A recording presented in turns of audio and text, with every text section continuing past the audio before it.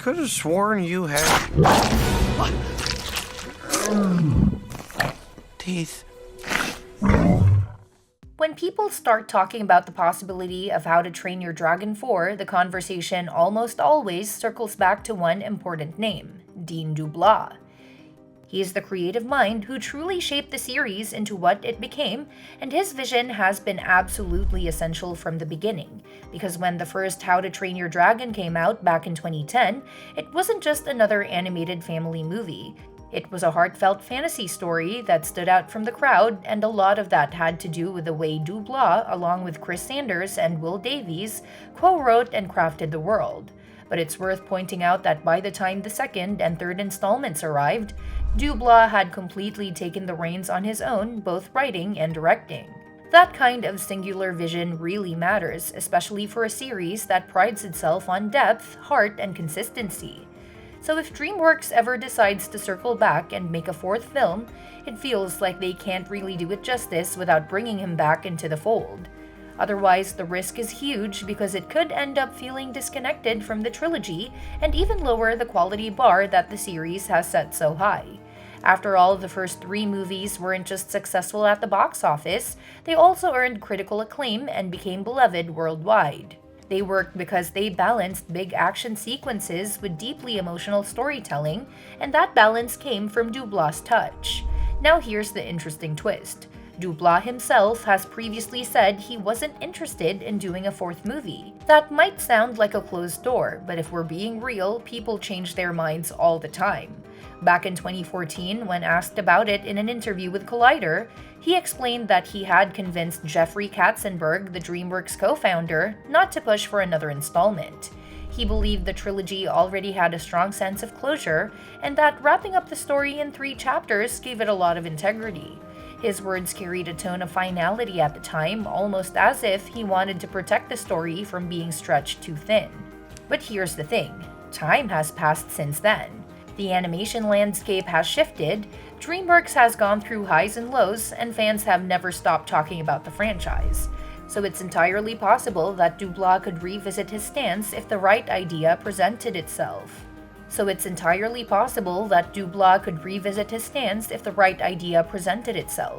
And even if he didn't want to write or direct the whole film, having him involved in some capacity, like as a producer or consultant, could keep the spirit of the original trilogy alive.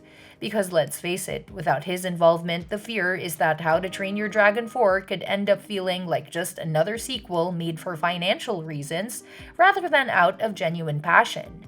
And when you look at how beautifully the trilogy tied itself together, it would feel like such a loss if a fourth entry damaged that reputation.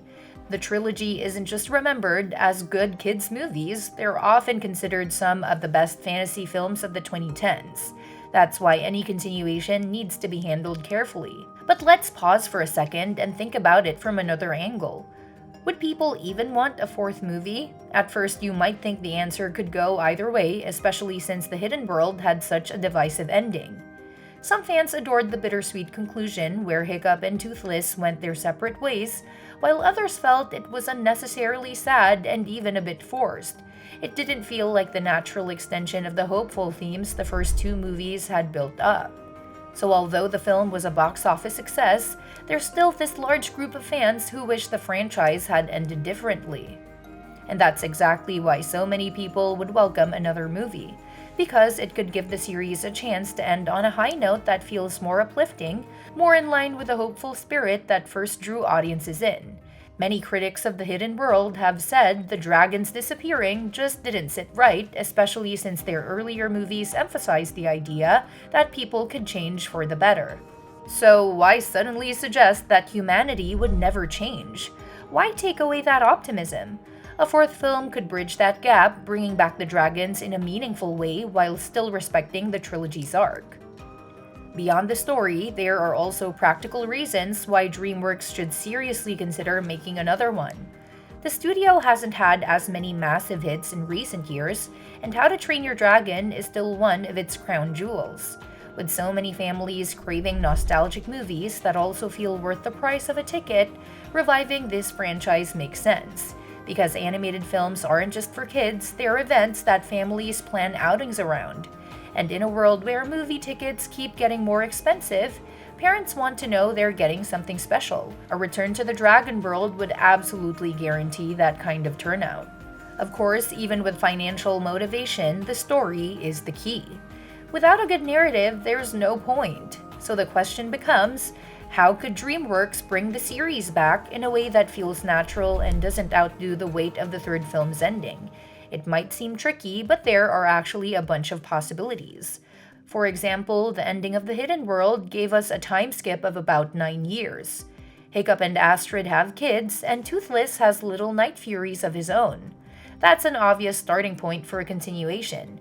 Maybe the kids get drawn into the story earlier than expected, perhaps by being kidnapped or stumbling into danger. That would naturally bring Hiccup, Astrid, and the rest of the old gang back in action, while also creating a path for Toothless and his brood to re-enter the world of humans. Because deep down, you know Hiccup and Toothless are destined to fight side by side again. Another approach could be to skip further ahead in time, allowing Hiccup's children and Toothless's offspring to be old enough to take on bigger roles. That way, the story could focus on a new generation while still keeping the original characters involved. It's the kind of setup that franchises like Kung Fu Panda or even Avatar: The Last Airbender have used effectively, where younger characters learn from their mentors but also bring fresh energy and perspective. And let's not forget there are still unexplored threats out there. The trilogy gave us dragon hunters and warlords, but there's always room to introduce something new. Maybe an especially powerful dragon challenges Toothless's authority, or perhaps there's an outside civilization that sees dragons differently. Because the world building has already hinted that dragons exist far beyond Berk, so why not expand the universe? That would not only give fans something new, but also keep the franchise from feeling repetitive. Even more interesting would be tackling the moral complexity of dragons themselves. Up to now, the films have largely shown them as misunderstood or controlled creatures, but what if some dragons truly were dangerous by choice, not because of mind control? That would open up exciting new storylines where Hiccup and Toothless must navigate the balance between trust and caution. It could also reinforce the theme that growth comes from confronting differences rather than running from them. And the best part, none of these ideas would need to erase the ending of The Hidden World. Instead, they could build upon it. The bittersweet goodbye could still stand as an important chapter in Hiccup's journey, but the next story could show that even after separation, humans and dragons are meant to reunite when the time is right. That would satisfy both sides of the fan base, the ones who like the emotional ending and the ones who wanted something brighter. In the end, making How to Train Your Dragon 4 isn't just about nostalgia or money, it's about giving a beloved franchise the chance to evolve. Audiences are ready for it, the market would support it, and there are countless creative paths the story could take. And as long as DeBlois is part of the process, even in a smaller role, the heart of the franchise would stay intact. So if DreamWorks is looking for its next big move, it feels like the timing couldn't be better. Strike while the iron is hot, give the fans what they're waiting for, and most importantly, let Hiccup and Toothless soar again.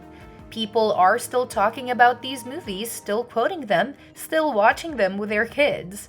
That kind of legacy doesn't come around often. It deserves to keep flying. And that's that for today's video. Thanks for watching, and we'll see you in the next one.